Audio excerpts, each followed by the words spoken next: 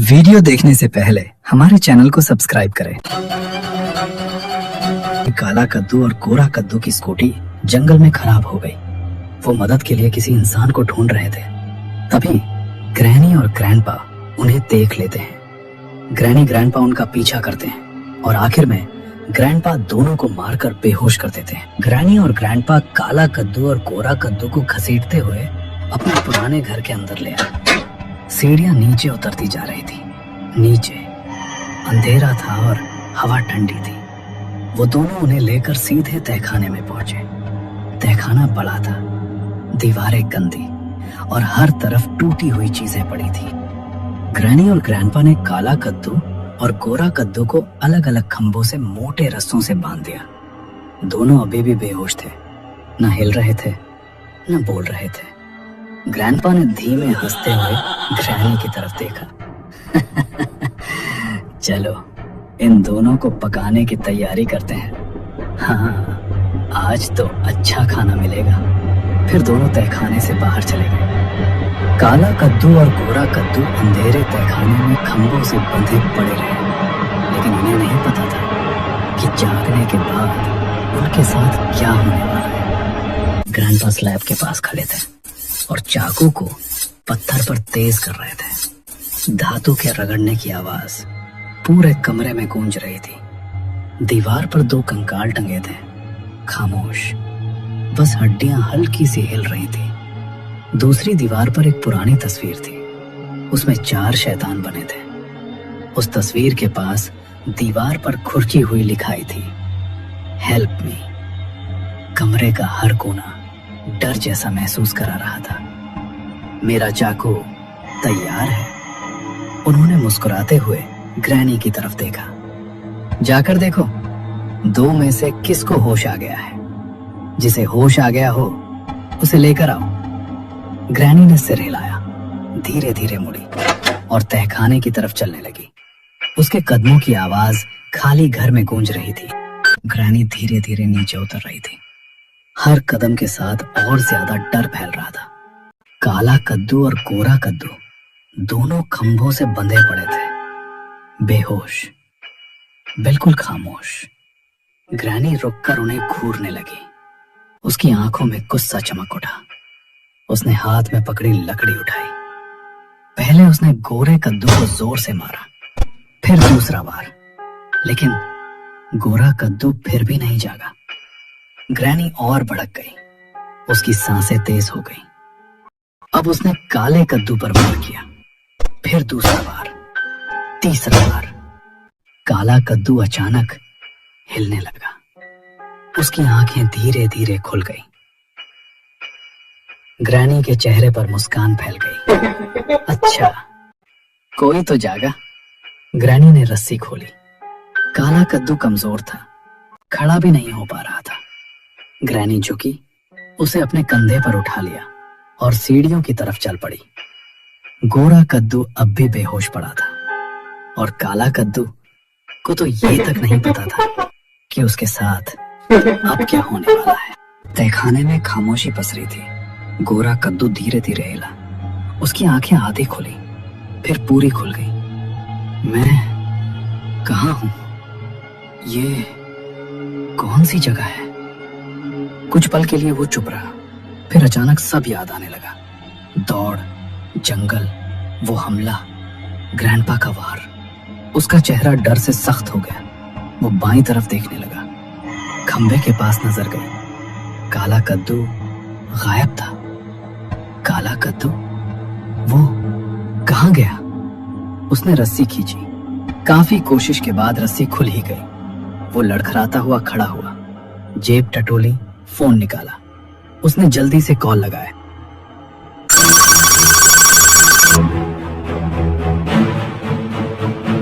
Hello, टकला नेता। मैं और काला कद्दू बड़ी मुसीबत में है। जंगल में फंस गए और ग्रैनी। फोन अचानक कट गया। उसने फोन की स्क्रीन देखी, ब्लैंक। इस बैटरी को भी अभी ही खत्म होना था। Hello hello. टकला नेता दोबारा कॉल करता है, लेकिन स्विच ऑफ आता है। लगता है काला कद्दू और गोरा कद्दू को ग्रैनी ने पकड़ लिया है। अब मुझे ही उन्हें बचाने जाना पड़ेगा। वो चारों तरफ देखने लगा, तेज सांसें, धड़कन बढ़ती हुई। फिर वो बाहर की तरफ बढ़ा, काले कद्दू को ढूंढने के लिए। लेकिन गोरा कद्दू नहीं जानता था कि उसका भाई काला कद्दू अब किस डर के सामने खड़ा है। रात अभी भी काली थी, सड़कें सुनसान और हवा ठंडी। घर के दरवाजे खुलने की आवाज आई। टकला नेता बाहर निकला, उसके चेहरे पर टेंशन साफ दिख रही थी। वो जल्दी जल्दी चलता हुआ गैरेज के सामने पहुंचा।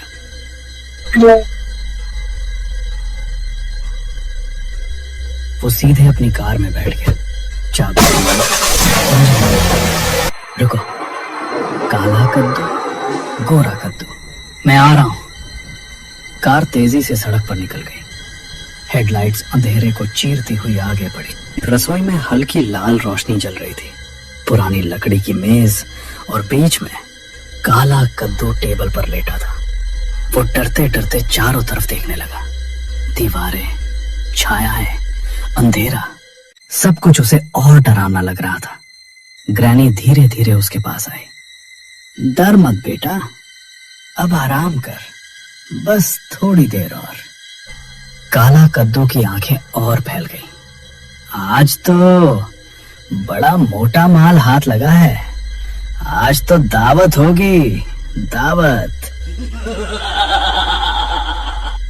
काला कद्दू समझ चुका था कुछ बहुत बुरा होने वाला है। सड़क सुनसान थी, पेड़ों की परछाइयां सड़क पर गिर रही थी और टकला नेता की कार उसी रास्ते पर दौड़ रही थी जहां स्कूटर खराब हुई थी। कुछ दूरी के बाद हेडलाइट्स ने एक चीज पकड़ ली। सड़क किनारे वही स्कूटर खड़ी थी। कार धीरे से रुकी। टकला नेता बाहर उतरा, तेज कदमों से स्कूटर के पास पहुंचा। उसने नंबर प्लेट देखी, चेहरा एकदम बदल गया। अरे, ये तो काला कद्दू और गोरा कद्दू की स्कूटर है। मतलब उन्हें यहीं कहीं से पकड़ा गया है। यही जंगल, यही रास्ता। उसने चारों तरफ घने पेड़ों की तरफ देखा। अंधेरा और भी भारी लगने लगा। फिर उसने फैसला किया, मैं भी जंगल में जाता हूं, उन्हें अकेला नहीं छोड़ूंगा। वो टॉर्च ऑन करके जंगल के अंदर चला गया। गोरा कद्दू लड़खड़ाता हुआ तहखाने से बाहर निकला। उसकी नजर सीधी मेन दरवाजे पर पड़ी। वो बिल्कुल बंद था और उस पर ढेर सारी लकड़ियां ठूंस कर लगी थी। ऊपर एक बड़ा सा लॉक भी लगा था। वो धीरे धीरे दरवाजे के पास गया, हाथों से लकड़ियां खींचने लगा। लकड़ियां जमी हुई थी, जोर लगाने पर भी नहीं निकली। उसने दांत पीछे एक ही बार में पूरी ताकत लगाई, बाहर निकल गई और गोरा कद्दू जोर से पीछे गिर पड़ा। ग्रैंडपा चाकू हाथ में लिए खड़े थे। काला कद्दू उनके सामने बिल्कुल डरा हुआ। चाकू ऊपर उठा, वार होने ही वाला था। ग्रैंडपा रुक गए। उन्होंने गर्दन घुमाई, ध्यान से सुना। ये कैसी आवाज थी? जाकर देखो कौन है नीचे। ग्रैनी बिना कुछ बोले मुड़ी, धीरे धीरे बाहर चली गई। गोरा कद्दू फिर से उठा। वो दोबारा मेन दरवाजे के पास पहुंचा, लकड़ियां खींचने लगा। इस बार और जल्दी और घबराहट में। परेशान मत करो, उसने वो हाथ झटक दिया और फिर लकड़ी खींचने लगा। अभी सबक सिखाता हूं तुम्हें। उसके सामने ग्रैनी खड़ी थी। ग्रैनी ने तुरंत अपने डंडे से मार मारकर गोरा कद्दू को बेहोश किया। उसका हाथ पकड़कर उसे घसीटती हुई गलियारे से ले जाने लगी। सीढ़ियों से होकर वो सीधे रसोई की तरफ बढ़ रही थी। अब रसोई में दोनों भाई फिर एक साथ होंगे, लेकिन एक प्लेट पर और एक चाकू के नीचे। अच्छा, तो ये है ग्रैनी का घर। जरा मैं भी तो देखूं, ये ग्रैनी किस खेत की मूली है। उसने जोर लगाया, किवाड़ जरा सा भी नहीं खिसका। अरे, ये तो खुल ही नहीं रहा। उसने एक कदम पीछे लिया और दरवाजे पर जोर से लात मारी, लेकिन दरवाजा वहीं का वहीं रहा। लगता है लॉक लगा दिया है, सीधा अंदर घुसना तो मुमकिन नहीं। वो थोड़ा सोचा, फिर इधर उधर देखने लगा। अब ऊपर से ही जाना पड़ेगा। सीढ़ी, या कोई रस्सी ढूंढनी होगी। वो हवेली के साइड की तरफ बढ़ गया। दूसरा मुर्गा भी पकने को तैयार है।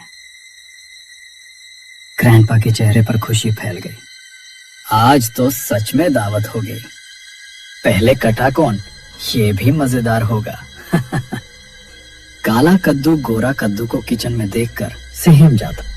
टकला नेता सीढ़ी को दीवार के सहारे टिकाता है और सावधानी से चढ़ना शुरू करता है। तो दोस्तों, क्या लगता है आपको, क्या टकला नेता काला कद्दू और गोरा कद्दू को बचा पाएगा, या फिर वो खुद भी ग्रैनी का शिकार